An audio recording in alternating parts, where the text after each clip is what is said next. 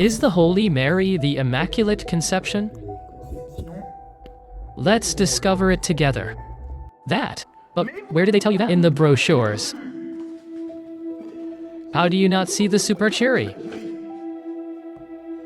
Or maybe you don't believe what is here, as there is unfortunately on the other phone. I was going to show you that. A priest who said, "Do not read the Bible, do not read the Bible, read the Catechism of the Catholic Church." In other words, we have read the Bible for you. We took what was good for you, and that is what was given to you in the form of catechism. And it is in these things that you find the sacraments of marriage, all that stuff. While no apostle celebrated marriage. Do you know that? No apostle celebrated a marriage. These things came later. Don't wave your hand like that. Come up here, Archangel. Send your request. You show us that. You show it with the grapevine Bible you have there. And we will ask you questions about it. You will answer us. There. So if you are really in the truth, send your request. Subtitles? People who are really... It's as if you were only purged with lies. In the sense that it is the lie circulating within you. So you see that in the Vatican Bible, there is none of that.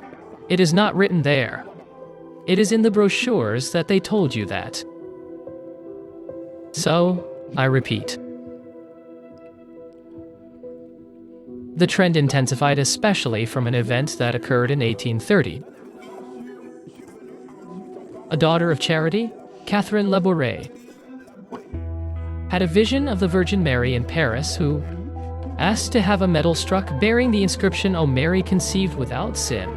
Now in the Vatican Bible, Romans chapter 5, verse 12, the Apostle Paul declares, "I repeat, that is why just as sin entered the world through one man and death through sin, and in this way death passed to all men, except Mary."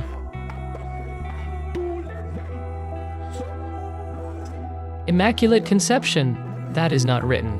All men, including Mary.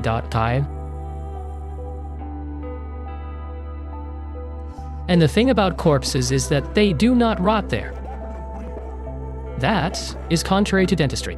The only corpse that cannot rot, according to the Psalm, "You will not allow your blood to see corruption." That is the corpse of Jesus. That is the only corpse of which everything you see there is super dear. Super dear. To make sure people become attached to these things. So, according to the prophecy, the only man who was to die without experiencing corruption is Jesus. Why? The difference between Jesus and us? What is it that Paul explains? Let's read. Still, in Romans chapter 8. You will see the difference between Jesus' body and your body and my body. Paul says, Romans 8, verse 1. Therefore there is now no condemnation for those who are in Jesus Christ. Indeed, the law of the Spirit of life in Jesus Christ has set me free from the law of sin and death. For what the law was powerless to do because it was weakened by the flesh, God condemned sin in the flesh by sending his own Son in the likeness of sinful flesh because of sin. So Jesus came into this world with a body that resembles the body of sin. So, Jesus' body, in fact, will be the prison of sin. In other words, Jesus will take the sin that is in you. He will put it on himself. 2 Corinthians chapter 5, verse 21. He who knew no sin, let's just read in the Vatican Bible, because they cannot refute their own version. 2 Corinthians chapter 5, verse 21.